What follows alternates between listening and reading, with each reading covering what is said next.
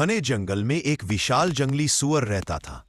वह छोटे छोटे जानवरों को डराता था, जिससे पूरा जंगल दहशत में था।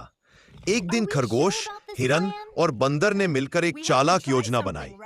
उन्होंने जंगल में एक गहरी खाई खुदी और उसे पत्तों से ढक दिया। जब विशाल सूअर फिर से शोर मचाते हुए बाहर आया, जानवरों ने उसे आवाज देकर उसी दिशा में दौड़ाया।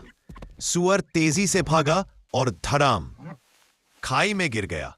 जंगल में फिर से शांति लौट आई और छोटे जानवर खुशी से खेलने लगे। अगर आपने अभी तक लाइक और सब्सक्राइब नहीं किया है तो